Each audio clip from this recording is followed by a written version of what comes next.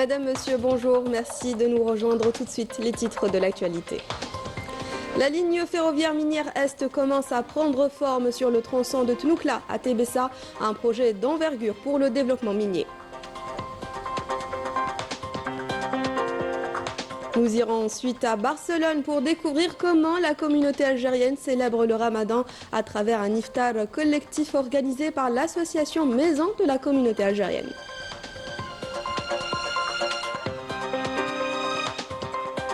Au Maroc, la situation reste critique après les récentes inondations. Plusieurs familles se retrouvent isolées, vivant dans des tentes de fortune avec des routes coupées et des difficultés pour se nourrir.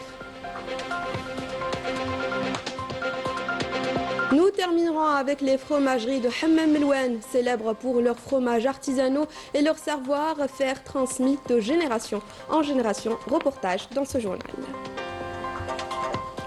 Bienvenue à tous. Nous entamons cette édition avec l'un des grands projets structurants en cours de réalisation, la ligne ferroviaire minière Est. Ses contours se dessinent après les travaux de terrassement du tronçon de Tnoukla à Tébessa, s'étalant sur 43 km. La construction également de 10 ponts et ouvrages d'art. Le point par Nourdin Ben Absa et Amir Asfta. Sur ce chantier à ciel ouvert, le bruit des machines domine.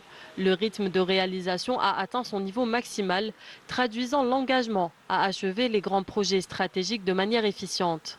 C'est ce que reflètent les travaux d'aménagement et de terrassement sur le tronçon Tnoukla-Tébessa du projet de la ligne minière Est. Ce tronçon représente un volume de 200 000 m3 de remblai. Nous avons réalisé 50% des travaux. L'objectif est d'achever cette partie d'ici la fin du mois. Durant ce mois de Ramadan, les équipes ont été renforcées afin de livrer ce projet stratégique dans les délais impartis. La préparation du tracé de la ligne minière Est impose de surmonter plusieurs contraintes topographiques par la réalisation d'ouvrages d'art, afin de garantir la rectitude et la fluidité de la ligne. Nous disposons de plusieurs usines de préfabrication de poutres métalliques. Les études et la fabrication sont assurées à 100% par des compétences algériennes. Toutefois, à l'heure actuelle, nous importons encore les matières premières utilisées dans la fabrication de ces poutres. Nous espérons qu'à l'avenir proche, notamment après l'exploitation du gisement de Garage Billet, ces matériaux seront produits localement. Les équipes procède également au coffrage IVD pour la réalisation des piliers dont la hauteur varie entre 20 et 48 mètres. Cette méthode permet de réduire le nombre d'éléments nécessaires à la construction et d'optimiser les délais d'exécution. L'objectif demeure la livraison du projet et des ouvrages dans les délais fixés. Les travaux entrent progressivement dans leur phase finale en vue de la réception du projet dans les délais. Sur le chantier, l'activité continue des engins illustre l'importance accordée à la réalisation de la ligne ferroviaire appelée à devenir une artère économique stratégique pour le transport du phosphate de Bled El Hedba et la consolidation de la position de l'Algérie sur les marchés internationaux. À l'université L'Arbi Ben Mehdi dans la wilaya d'Oum El Bouagui, l'incubateur universitaire accompagne de jeunes porteurs de projets à travers des formations et un suivi personnalisé. Un environnement propice à l'innovation que nous vous proposons de découvrir dans ce reportage de Walid Yousfi. C'est un endroit où les étudiants et jeunes diplômés transforment leurs idées en projets concrets. L'incubateur de l'université L'Arbi Ben Mehdi accueille chaque année plusieurs centaines de porteurs de projets avec un seul objectif, passer de l'idée à la création d'une entreprise prête à garantir et à conquérir son public. Notre idée innovante concerne l'extraction des métaux rares avec des techniques éco-responsables. C'est une première en Algérie. L'incubateur nous a donné des conseils et les contacts nécessaires pour entamer les démarches et obtenir notre label Startup. Tout le parcours, depuis l'inscription jusqu'à la soutenance du mémoire, un soutien, un accompagnement de la part de l'incubateur. Et ce que je pourrais dire, c'est qu'il y avait en fait des journées de sensibilisation, beaucoup. Il y avait également une formation à amener les porteurs de projets à proposer leurs idées, à les améliorer, en suivant une logique, une certaine logique. On apprend ici à structurer notre business plan, à convaincre nos premiers partenaires. Le soutien et l'accompagnement nous permettent surtout d'avancer plus vite. Au sein de l'incubateur, les porteurs d'idées trouvent bien plus que des bureaux. Du mentorat, des formations, un réseau et surtout un cap. On y teste, on y corrige, on y trace des modèles économiques. C'est aussi une porte ouverte au financement. Les jeunes entrepreneurs y sont confrontés à la réalité du marché. 2025-2026, on est dans les inscriptions de projets. On va entamer l'évaluation et l'orientation de ces projets. On est arrivé déjà dans 2 sessions à 290 projets. C'est un record. C'est dû premièrement, les opportunités qu'offre aussi l'incubateur ou l'université à travers l'incubateur, son incubateur, aux étudiants pour la réalisation de leurs idées, la réalisation des prototypes, parce qu'il y a un financement, il y a un suivi et il y a aussi des formations. Grâce à cet incubateur, l'université d'Oumoubougui devient un véritable moteur pour l'innovation, avec des projets porteurs destinés à créer de l'emploi et à renforcer l'économie locale. En ce mois de Ramadan, les marchés s'animent dès les premières heures de la journée. À Blida, l'ambiance est chaleureuse et chacun cherche à remplir son panier avec de bons produits locaux pour concocter des plats savoureux typiques de la région. Reportage de Faria El-Hamdi. La ville des Roses se part d'une atmosphère singulière, où se mêlent effluves d'épices, parfums de fleurs d'oranger et arômes.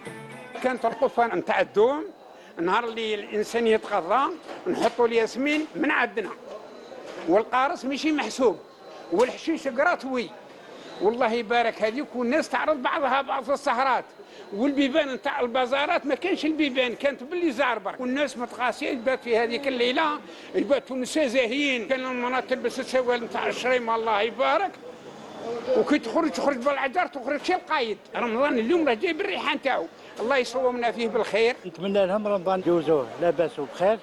Ici à Blida, Ramadan ne se vit pas seulement comme un temps de spiritualité, mais aussi comme une célébration des sens. Nous avons rencontré Samia qui se prépare pour accueillir ce mois sacré. Fi Sha'ban, on commence par des préparatifs qui sont le grand ménage, ou bien pour certains, ils font de la peinture. Même de l'opération, c'est un peu les achats, l'ameublement ou des trucs qui manquent à la maison. On bat,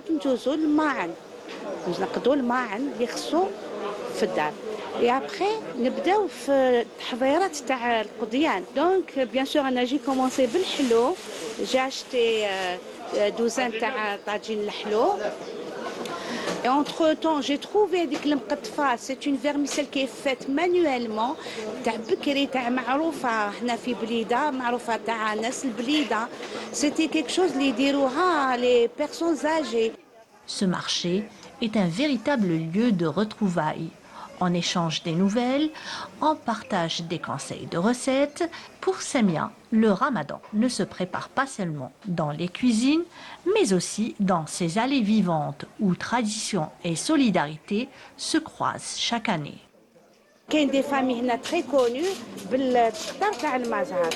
Et là, il est sur le marché, bien sûr. C'est le meilleur. هذاك تاع fait à la main.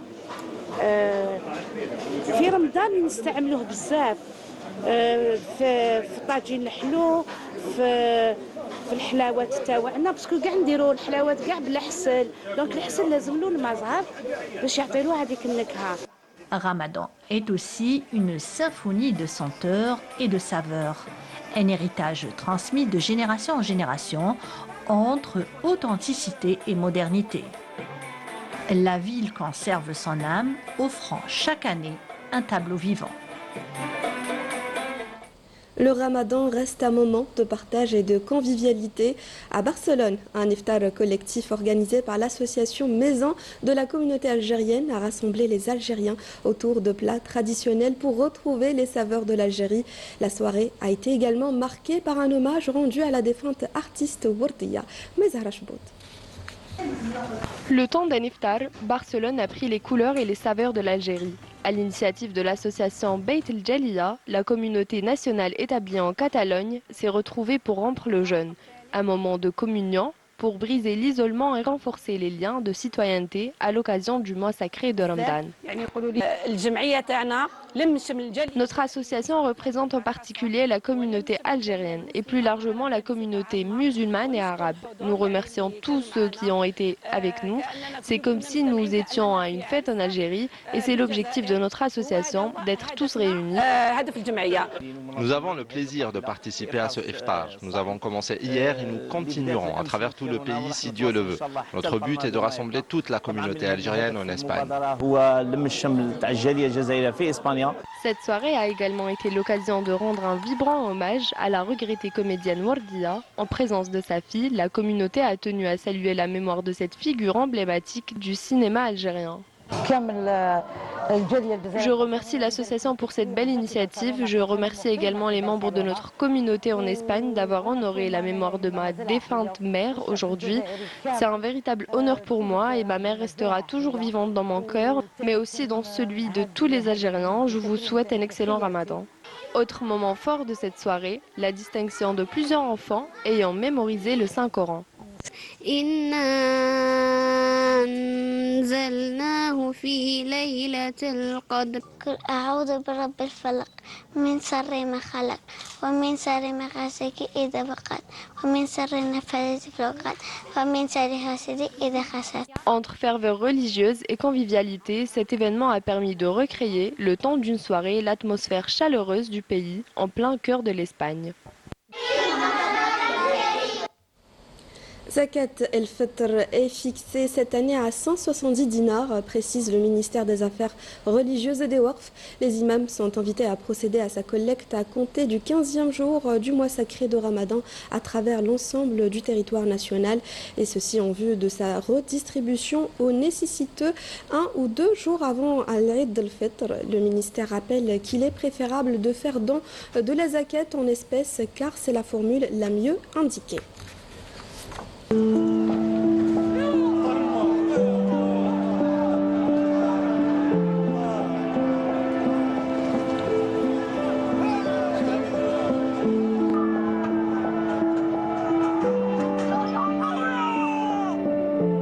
خوتي ها هو الدفك تغلو بجلو ها هو خوتي الدفك تغلو بجلو ها طاو عليه شوفوا جلو فين راه طايله خوتي اللهم هذا منكر اللهم هذا منكر اللهم هذا منكر.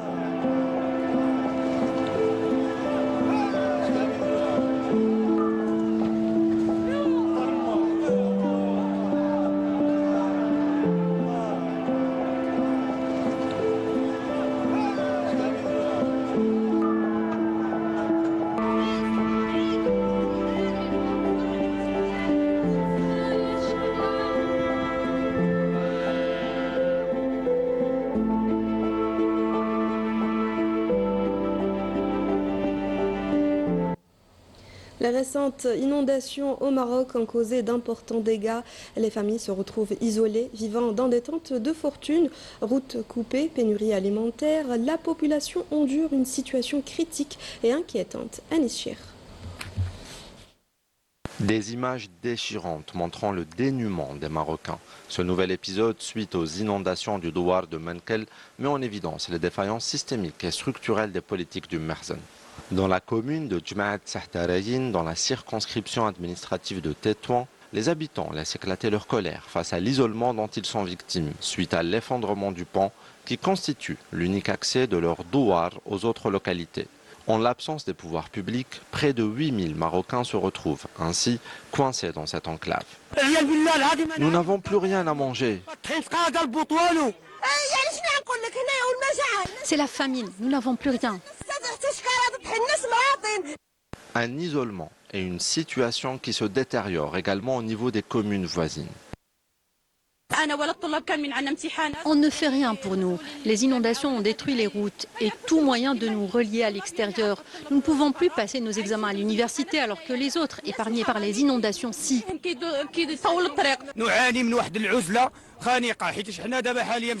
Nous sommes dans un isolement total, on manque de tout. Nous n'avons ni gaz, ni nourriture, ni produits essentiels. On réclame la réparation de ce pont pour nous sortir de cette situation. Le régime du Merzen demeure indifférent au sort de ces sinistrés, puisque jusque-là, aucune mesure n'a été prise pour améliorer leur situation, les laissant livrés à eux-mêmes. La situation à Gaza demeure inquiétante. Le commissaire général de l'Office de secours et de travaux des Nations Unies pour les réfugiés de Palestine dans le Proche-Orient, Philippe Lazzarini, a déploré un nouvel étranglement de Gaza après que l'entité sioniste ait renouvelé son interdiction d'entrée des fournitures dans l'enclave palestinienne ravagée par plus de 2 ans de génocide sioniste. La population manque toujours des fournitures les plus élémentaires. Et en Cisjordanie occupée, l'armée d'occupation sioniste a mené des incursions dans des dizaines de villes, villages et camps de réfugiés et procédé à une vaste campagne d'arrestation. Et avant de terminer ce journal, nous vous emmenons à Hammam El-Oued pour découvrir la spécialité de la région, les fromages artisanaux. Fruit d'un savoir-faire hérité de générations d'artisans, ils continuent de séduire les amateurs de fromage. Naïm El-Walish, reportage. Région rurale par excellence, à Hammam El-Oued, le retour aux sources est visible et semble s'exprimer à travers des boulevards entiers dédiés aux fromages artisanaux. Tout a commencé ici, dans cette boutique, avec un fromage ancestral qu'on nomme humblement Djben. Mais pas que, parce que goûts et textures pullulent chez ces artisans dont le savoir-faire s'apprend ou s'hérite.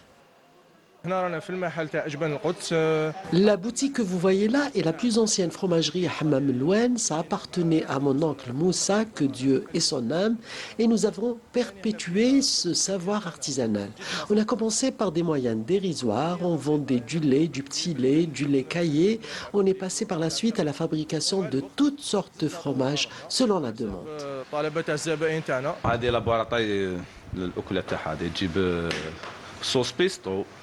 طوماط سوري هذه لا كلام فلاش لداخل فوالا هذه لا بورا وبنا اكسيلون موزاريلا فيها Cette mozzarella est un produit très demandé pendant le mois sacré. Le premier fromage que nos aïeux fabriquaient, le voici. On le nomme Djbel. Au départ, on le présentait sur une feuille de figuier parce qu'à l'origine, on l'obtenait avec du lait de figue.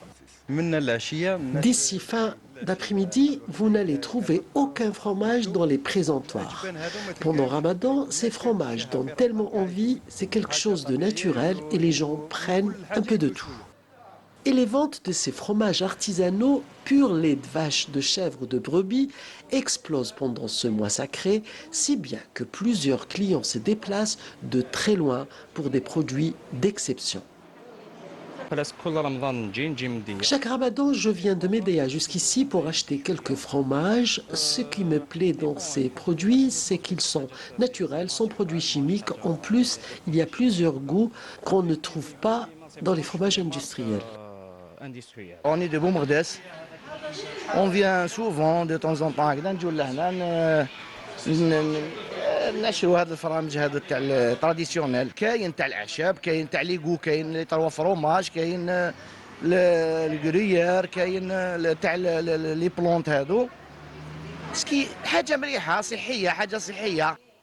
Bien que la plupart des artisans proposent encore et toujours des produits ancestraux, il n'en demeure pas moins que leur gamme s'élargit au gré des formations qui leur sont prodiguées ici ou ailleurs pour se perfectionner dans un marché à la fois vierge et ouvert à de nouvelles compétences. C'est la fin de ce journal, merci pour votre fidélité. Quant à moi, je vous donne rendez-vous la semaine prochaine. Au revoir.